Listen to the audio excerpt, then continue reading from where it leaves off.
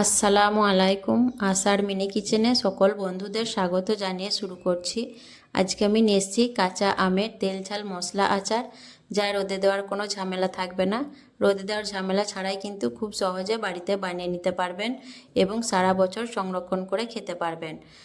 এতটাই মজার হয় এই আচারটি, ভাত, রুটি, পরোটা এবং মুড়ি সব কিছুর সঙ্গে কিন্তু খেতে পারবেন। তো চলুন ভিডিওটি স্কিপ না করে দেখতে থাকুন কিভাবে আমি আচারটা বানাচ্ছি। আর যারা নতুন বন্ধু আমার ভিডিওটি দেখছেন, ভালো লেগে থাকলে অবশ্যই আমার চ্যানেলটিকে সাবস্ক্রাইব করে আমার পাশে থাকবেন। কাঁচা আমের তেল ঝাল মশলা আচার বানানোর জন্য দেখুন এখানে আমি 500 গ্রাম কাঁচা আম নিয়েছি। আর আমগুলোকে আমি বেশ ভালোভাবে ধুয়ে পরিষ্কার করে নিয়েছি গোটা অবস্থাতে, কারণ আমগুলোকে আমি কেটে নেওয়ার পর আর ধোবো না, তার জন্য গোটা অবস্থাতেই কেটে নেওয়ার আগে খুব ভালোভাবে আমগুলোকে ধুয়ে নিয়েছি। তো দেখুন একটা সুতির কাপড় দিয়ে আমি আমগুলোকে বেশ ভালোভাবে আমের গাটাকে মুছে নিচ্ছি, যাতে আমের মধ্যে কোনো রকম পানি লেগে না থাকে। আর আমগুলোকে এইভাবে মুছে নিতে হবে, কারণ আমের মধ্যে কোনো রকম পানি রাখা যাবে না, তাহলে আচারটা খারাপ হয়ে যাবে। আচার বানানোর জন্য কোনো রকম পানি ব্যবহারও করা যাবে না। পানি ছাড়াই কিন্তু আচারটাকে বানিয়ে নিতে হবে। তার জন্য আমি আমগুলোকে দেখুন বেশ ভালোভাবে মুছে নিচ্ছি। সবগুলো আম ভালোভাবে মুছে নেওয়ার পর আমি আমগুলোকে দেখুন বটি দিয়ে কেটে নিচ্ছি। প্রথমে আমি আমের মুখটা কেটে বাদ দিয়ে দিলাম। তারপর আমি আমটাকে দেখুন মাঝ বরাবর কেটে নিচ্ছি। আর আমটাকে আমি খোসা সহ আচার বানাবো, তার জন্য আমের খোসাটাকে বাদ দিইনি। আর আমটাকে দেখুন কেটে নেওয়ার পর আমের যে বীজটা সেটা বাদ দিয়ে দিলাম।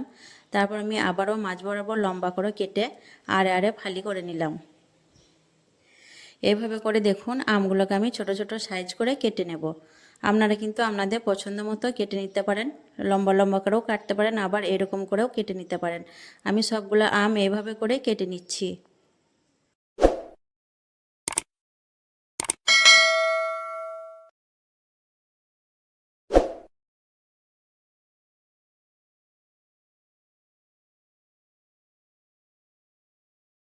সবগুলো আম দেখুন আমি একইভাবে কেটে নিয়েছি। আর আমগুলো কাটার পর কিন্তু আমি আর ধুইনি, তার জন্য আমগুলো কেটে নেওয়ার আগেই ধুয়ে নিয়েছিলাম।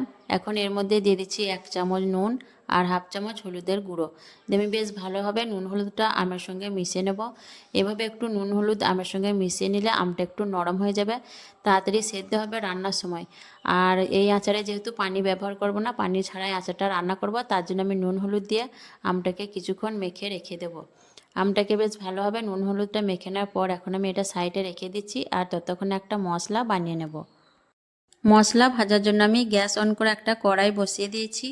আর দিয়ে দিচ্ছি 1 চামচ গোটা কাঁচা জিরে, 1 চামচ ধনে, 1 চামচ মৌরি, 1 চামচ পাঁচফোড়ন, 1 চামচ হলুদ সর্ষে, আর দিয়ে দিচ্ছি 1 চামচ কালো সর্ষে, আর দিয়ে দিচ্ছি 7-8টা মতো শুকনো লঙ্কা। দিয়ে আমি একদম লো ফ্লেমে মশলাটাকে কয়েক সেকেন্ডের জন্য ভেজে নেব। খুব বেশি আমি ভাজবো না, তাহলে মশলার মধ্যে একটা তিতো ভাব চলে আসবে, যেহেতু আমি সর্ষে দিয়েছি। আর আপনারা চাইলে শুধু কালো সর্ষে দিয়েও মশলাটা বানিয়ে নিতে পারেন। আমি কয়েক সেকেন্ড দেখুন মশলাটাকে ভেজে নিলাম। মশলা থেকে একটা সুন্দর ফ্লেভার বের হতে শুরু করেছে। এখন আমি গ্যাস অফ করে দিয়ে মশলাটাকে নামিয়ে নিয়ে ঠান্ডা হতে দেবো। মশলাটা ঠান্ডা হতে থাকুক, আর ততক্ষণ আমি এদিকে আচারটা বানিয়ে নেব। আচার বানানোর জন্য দেখুন আমি কড়াইয়ে দিয়ে দিচ্ছি 250 গ্রাম সর্ষের তেল। আপনারা কিন্তু তেলটা আরও বেশি দিতে পারেন, আমি 250 গ্রাম দিচ্ছি। তারপর তেলটাকে একটু বেশ ভালো করে গরম করে নেব। তেলটা ভালোভাবে গরম হয়ে আসার পর দিয়ে দিচ্ছি আমি 1 মুঠো শুকনো লঙ্কা, দিয়ে দিচ্ছি 2টো তেজপাতা, আর 1 মুঠো রসুনের কোয়া। এখানে আমি 2টো বড় সাইজের রসুন ব্যবহার করেছি। যতগুলো কোয়া বেরোচ্ছে সবগুলোই আমি দিয়ে দিয়েছি। দিয়ে আমি লো টু মিডিয়াম ফ্লেমে দেখুন একটু নেড়ে চেড়ে ফোড়নগুলোকে ভেজে নেব।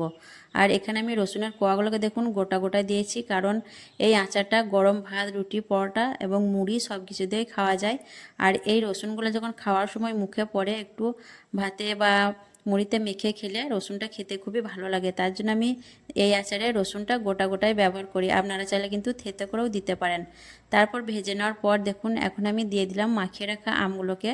আর আমগুলো দেখুন নুন হলুদ মাখিয়ে রাখার ফলেও কিন্তু আম থেকে কোনো রকম পানি বের হয়নি, কারণ আমগুলোকে গোটা অবস্থায় ধুয়ে খুব ভালোভাবে মুছে নিয়েছিলাম। তার জন্য আমগুলো থেকে দেখুন একটুও পানি বের হয়ে আসেনি।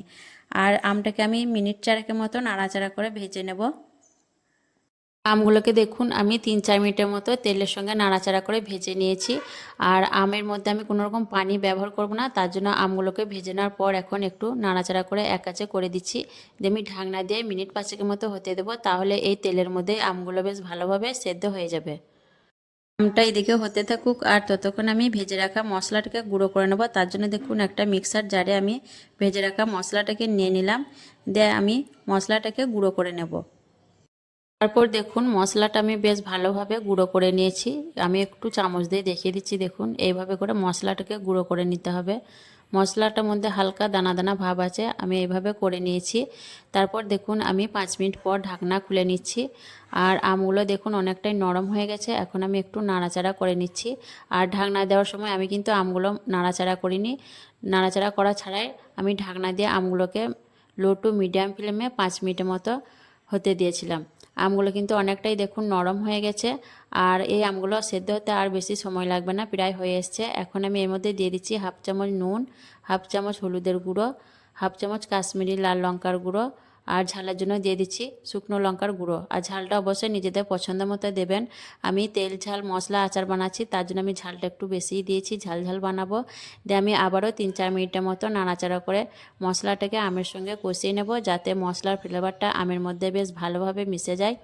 আর কাঁচা আমের এই তেল ঝাল মশলা আচারটা এইভাবে বানালে রোদে দেওয়ার কিন্তু কোনো ঝামেলা থাকে না, আর আচারটা খারাপ হবারও ভয় থাকে না। রোদে দেওয়া ছাড়াই কিন্তু অনেক দিন সংরক্ষণ করে খেতে পারবেন। তো আচারটাকে দেখুন আমগুলোকে আমি মশলার সঙ্গে বেশ ভালোভাবে 3-4 মিনিটের মতো নাড়াচাড়া করে মিশিয়ে নেব। আমার মশলা আমি 3-4 মিনিটের মতো বেশ ভালোভাবে নাড়াচাড়া করে মিশিয়ে নিয়েছি। এখন আমি যে মশলাটা গুঁড়ো করে গেছিলাম সেই মশলাটা এখন আমি আচারের মধ্যে দিয়ে দিচ্ছি। আর সম্পূর্ণ মশলাটা আমি আচারের মধ্যে দিয়ে দিচ্ছি, যেহেতু আমি তেল ঝাল মশলা আচার বানাচ্ছি, তার জন্য মশলাটা একটু বেশি করে দিচ্ছি, তাহলে খেতে খুব ভালো হবে আচারটা। বেশ ভালোভাবে দেখুন মশলাটাকে আমি একটু নাড়াচাড়া করে মিশিয়ে নেব মিনিট 2-এর মতো।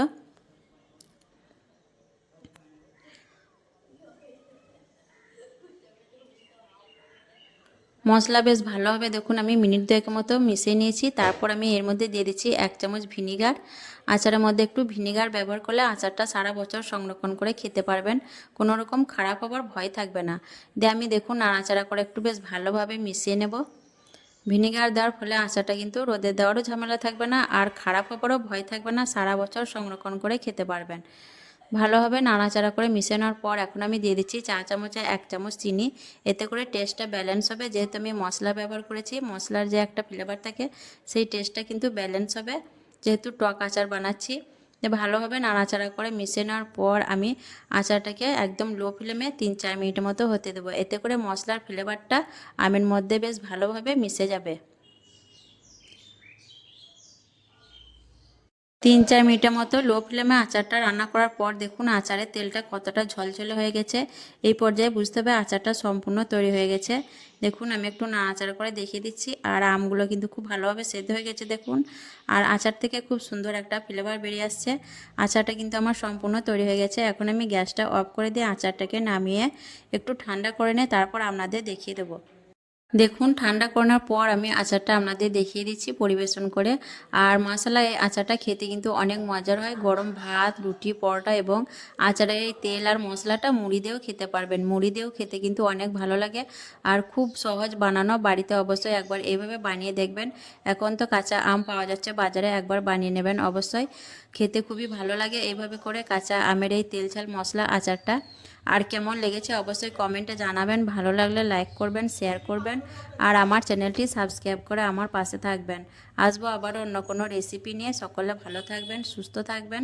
আল্লাহ হাফেজ।